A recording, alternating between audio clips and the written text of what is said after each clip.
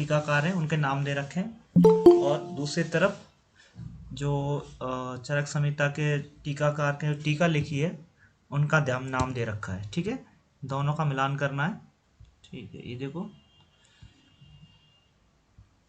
तो देखो सबसे पहले लिखा चरकोपस्कार, फिर चरक पंजिका, एक जल्प कल्पत्रु और एक निरंतर पद व्याख्या। ठीक है, सामने लिखा है गंगाधर राय, जयजट, योगेंद्र नाथ सेन और स्वामी कुमार। तो इसको याद करने के लिए मैंने एक टेबल बनाई है जो चरक के जो टीकाकार हैं उनकी। ठीक है, तो सबसे पहले देखो याद करने का तरीका बता देता हूँ आपको कैसे करना है, थोड़ा बहुत आपको याद हो जाएगा। जैसे देखो हरिश्चंद्र, भट्टा हरिश्चंद्र, हरिश्चंद्र किसके लिए फेमस है?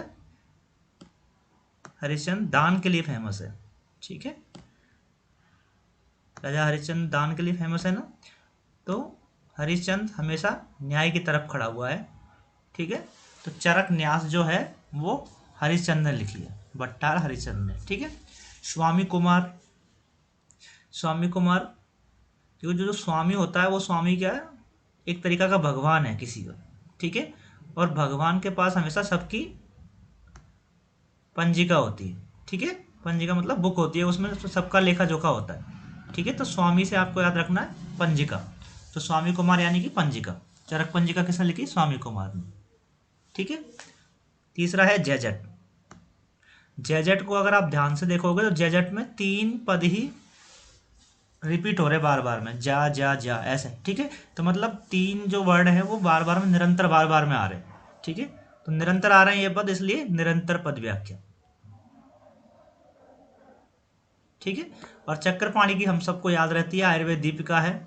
ठीक है, वो बहुत फेमस है और याद भी रखनी है, ये हमेशा याद रहती है वैसे तो, पर आयुर्वेद दीपिका एक उसमें और आएगी सारंगधर संहिता में, जब सारंगधर संहिता पढ़ाएंगे आपको तब बताएंगे। ठीक है, और शिवदास सेन की जो टीकाएं हैं उनको जब देखोगे आप ध्यान से तो सब में एक तत्व शब्द हमेशा कॉमन आता है, तो तत्व चंद्रिका शिवदास सेन ने। ठीक है, क्योंकि चंद्रिका कहाँ होती है? माथे पर होती है। ठीक है, और शिव के भी माथे पे चंद्रिका होती है। ठीक है, तीसरी आंख कहाँ है?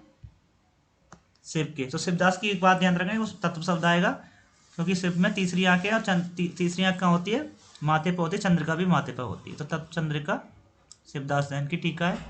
गंगाधर राय की, इसकी जो टीका है उसका नाम है जल्प कल्प तरु। ठीक है, और उसी का दूसरा नाम है शब्द कल्प ध्रुव। ठीक है, तो देखो याद कैसे रखना है, गंगा, गंगा के किनारे क्या होंगे? पेड़ होंगे, तो कल्प तरु, तरु किसका पर्याय है? वृक्ष का पर्याय है। ठीक है, और जल के पास है इसलिए जल्प कल्प तरु, और शब्द कल्प द्रुम, द्रुम बोलो या तरु बोलो, दोनों पर्याय किसके हैं? वृक्ष के हैं। ठीक है, तो गंगाधर राय से जल्प कल्प तरु या शब्द कल्प द्रुम। ठीक है, योगेंद्र नाथ सेन, इसको आपको याद रखना है, इसकी जो टीका है वो चरकोपस्कार। ठीक है, और ज्योतिष चंद्र सरस्वती, सरस्वती के आगे अपन दीपक जलाते हैं इसलिए प्रदीपिका, चरक प्रदीपिका। ठीक है, इस तरह से आपको इनको याद रखना। ठीक है, एक बार मैं दोबारा यहाँ पे मिला के देखें, देखो चरकोपस्कार का आंसर क्या जाएगा? योगेंद्र नाथ सेन। चरक पंजिका, पंजिका किसके पास? स्वामी के पास, तो स्वामी कुमार। कल्प तरु वृक्ष किसके पास होते हैं? गंगा के पास होते हैं, तो गंगाधर राय। निरंतर पद व्याख्या में ज्या बार बार आता है इसलिए जय जय। ठीक है, इसलिए इस तरह से इसका मिलान करना। नेक्स्ट क्वेश्चन देखो, निम्नलिखित में से कौन सा शब्द द्वंद्व समास का उदाहरण है? ठीक है, द्वंद्व समास एक बार आपको ब्रीफ में बताएंगे, फिर मैं यहाँ बता देता हूँ। इस समास में, द्वंद्व समास में क्या होता है? 2 शब्द होते हैं। ठीक है, और दोनों शब्द की इक्वल रूप से प्रधानता होती है। ठीक है, और दोनों शब्द की जब इक्वल रूप से प्रधानता होती है दोनों को मिला के एक शब्द बना दिया जाता है। ठीक है, जैसे देखो यहाँ दे रखा है पितरऊ, तो पितरऊ का मतलब क्या है? माता और पिता। ठीक है, माता और पिता, इसलिए इसका आंसर पितरऊ जाएगा। ठीक है, नेक्स्ट है क्वेश्चन 3 है, अष्टांग हृदय के अनुसार शुक्र वेग विधारण से, शुक्र वेग धारण से उत्पन्न नहीं होता है, तो कौन सा रोग इनमें से शुक्र वेग धारण से उत्पन्न नहीं होता है? तो चरक वाले हमने पढ़े हुए हैं। ठीक है, चरक वाले अगर आपको याद हो, ठीक है, तो वो हमने पढ़े हुए हैं, और यहाँ पे पूछा है अष्टांग हृदय का, तो अष्टांग हृदय में चरक में थोड़ा सा अंतर है।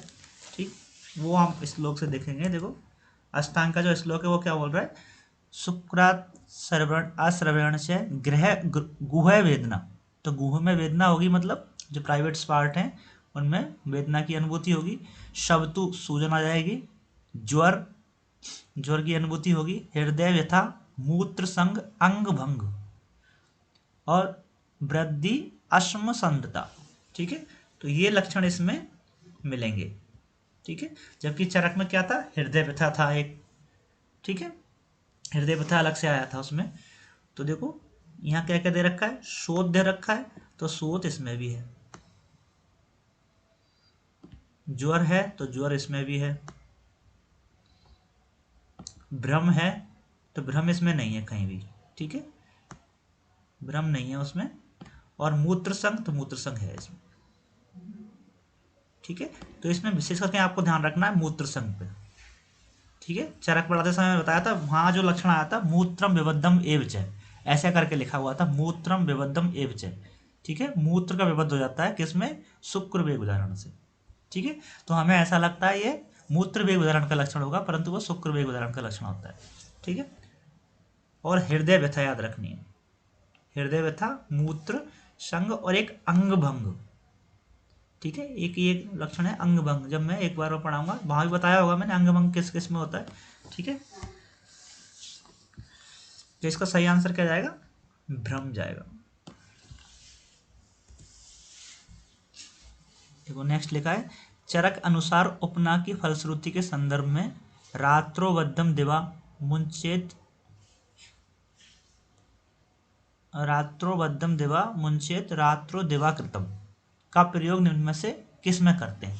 ये जो कोटेशन है वो उपना के लिए बताइए, और उपना में हम क्या बंद बांधते हैं। ठीक है, तो उसमें बोल रहा है कि रात्रि में जो बांधा हुआ है उसे दिन में खोलना चाहिए, और दिन में बांधा हुआ है उसे रात्रि में खोलना चाहिए। ठीक है, परंतु इसका जो नीचे वो दे रखा है ऑप्शन, वो क्या दे रखा है कि ये किस कंडीशन में करते हैं, क्यों करते हैं, ऐसा क्यों बताया हुआ है। ठीक है, ऐसा नहीं करेंगे तो क्या होगा, उसके लिए बोला है। तो यहाँ हमने श्लोक आपको बताया था उस समय स्वेदन अध्याय में चरक सूत्र में, कि रात्रो बध्यम दिवा, रात्रि में जो बांधा हुआ है, मुंचेत रात्रो दिवाकृतम, जो रात्रि में बांधा हुआ है उसे दिन में खोलना चाहिए, और दिन में बांधा है उसे रात्रि में खोलना चाहिए। क्यों, अगर ऐसा नहीं करेंगे, टाइमली नहीं खोलेंगे, तो क्या हो जाएगा, तो इसमें लिखा हुआ है विधा परिहरात, ये क्या करता है, विधा को कम कर देता है। अगर ऐसा करेंगे तो विधा को कम करता है, अगर नहीं करेंगे तो ये विधा करने वाला हो जाएगा।